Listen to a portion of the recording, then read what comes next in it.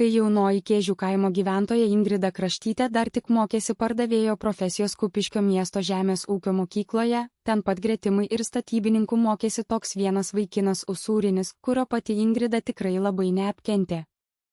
Taigi tuo metu Usūrinis kumštis buvo jau trečiakursis profkės mokinys, buvo jau rudens vidurys ir jis vos visai neseniai įsigiję savo pirmąjį gyvenime nuosavą mobilų telefoną Nokia. Kadangi tuo metu šis vaikinas jau draugavo su pirmakurse virėjų mokinė Vilma, su jos pagalba pirko tą mobilų telefoną, tai tik tai daugiausiai vien su ta mergina per ryšį ir bendraudavo. Kai nebepakakdavo Usūriniui ir Vilmai jų laiko praleisto pačioje mokykloje susitinkant per pertraukas, vienas kitam imdavo skambinti jau vakare, kai Usūrinis su autobusu ką tik būdavo parsiradęs į savo namus Mičiūniškio kaime, o Vilma jau sėdėdavo savo mokyklos bendrabučio kambaryje. Pasidalindavo žiniomis, ką kiekvienas įdomaus nuveikė tuoj po pamokų, papasakodavo daug apie savo gyvenimą ir prasitardavo apie ateities planus. Vieną spalio vakarą, kai Usūrinis namuose savo kambaryje jau rengėsi ir ruošėsi eiti į lovą miegoti, tuo pačiu telefonu bendravo su pačia Vilma, jau gulinčia savo lovoje. Tada ta mergina vėl pasakė, kad jos būsimas 18 gimtadienis bus jau sausio mėnesį ir prasitarė, kad tada norėtų prarasti savo pačios nekaltybę. Bet Usūriniui kol kas ne tas buvo jo galvoje, šiandien jam labiausiai rūpėjo tik jo turimi mokykliniai, asmeniniai rūpesčiai. 2004 metų spalis štai tikroviškas ir nostalgiškas to meto pokalbio scenarijus. 2004 metų spalio vidurio vakaras, apie 22:30 valandą.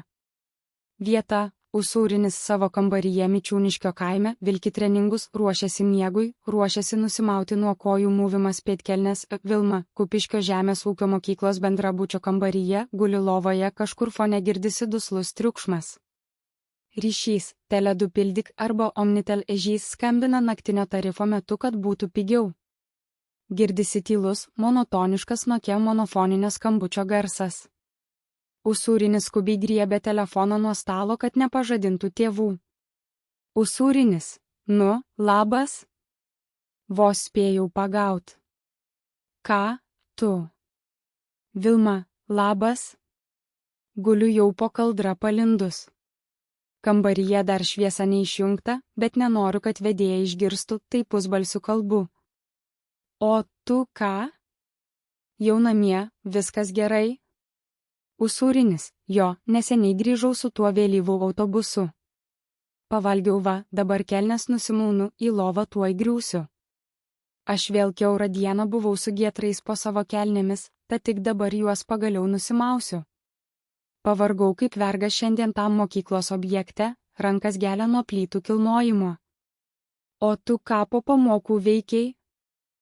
Vilma, mes su mergaitėm po maisto gaminimo praktikos dar pasilikom virtuvėj, reikėjo ten viską išblizgint, profesijos mokytoja baisiai kabinėjosi. Bet žiūrėk, kaip gerai tas tavo telefonas veikia, žiauriai geras garsas. Atsimeni, kaip praeitą savaitę šunėnų parduotuvėje Niciupys prie stoties susitikime? Gerai, kad šitą Nokia paėmei, bent bateriją laiko. Usūrinis. Jo, ačiū, kad padėjai įsirinkti, būčiau pats kokį grabą nusipirkęs. Bet žinok, sąskaita tirpsta kosminiu greičiu, reikės ryt vėl papildymo už 5 litus pirkt, nes tuo įsijungs. Taip stipendijos pinigai palengva ir išgaruoja. Ai, tiesa, matei šiandien koridoriuje tą Kraštytę iš Kėžių kaimo? Tuo savo pardavėjos žvilgsniu vėl tai pažiūrėjo, nugrynai kaip į priešą. Taip ir norėjosi kažką pasakyti, bet susilaikiau. Ko ji manęs taip nekenčia, nesuprantu. Vilma, nekreipk tu dėmesio į tą Ingridą, ji amžinai susiraukus vaikšto. Geriau apie mus pagalvok. Žinai, apie ką aš galvojau dabar gulėdama? Usūrinis, apie ką? Kad mokytoja ryt vėl koldūnus lieps virta? Vilma, baigtu, aš rimtai. Žiūrėk, dabar spalis. Lapkritis, gruodis ir jau sausis. Mangi sueis 18. Tikras gimtadienis, jau būsiu pilnametė. Usūrinis, jo faina, galėsiu legaliai tave į šokius kultūrkėje nusivest, niekas nebesikabinės. Vilma, tyliau, paslaptingu balsu, ne tik tai. Aš galvojau, kad tas gimtadienis turi būti ypatingas. Nu, žinai, aš norėčiau tada, sausį, tapti tikra moterimi. Su tavimi. Noriu prarasti nekaltybę, kai bus 18. Kad viskas būtų kaip reikia. O tu pats irgi dar viskais tu stebėsi. Taip išeina, kad mudu esam vieno likimo. Būtų nereali proga savo skaistybėms pasakyti ate, ate. Tyla ragelyje. Usūrinis pasitrynė kaktą, žiūrėdamas į ekrano žalsvą šviesą.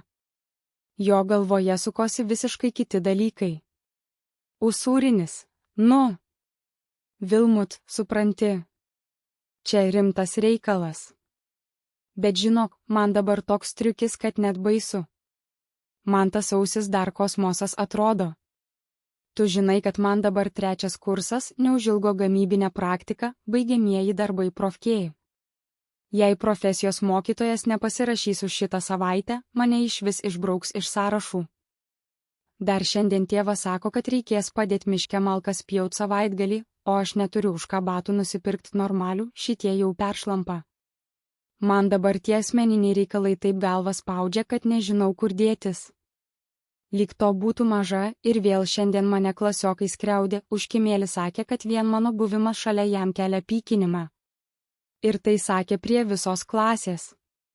Vilma, šiek tiek nusivylusi, nu va, tu ir vėl apie savo statybas ir malkas. Aš čia apie kažką svarbaus, o tu tik apie rūpesčius. Usūrinis, bet tu suprask, ašgi nespėju suktis. Va, dabar guliu ir galvoju, iš kur gaut pinigų tam kitam telefono papildymui, kad galėčiau tau paskambint. Viskas susidėjo vienu metu. Ateis tas sausis, tada ir žiūrėsim, gerai? Niekurgi nepabėgsim. Vilma, atsidūsta, gerai jau, suprantu. Žinau, kad tau sunku dabar. Bet tu bent pagalvok apie tai kartais.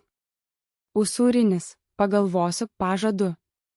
Nu, gulkis miegot, Vilmut, nes tuoj pypsėt pradės, kad centai baigėsi.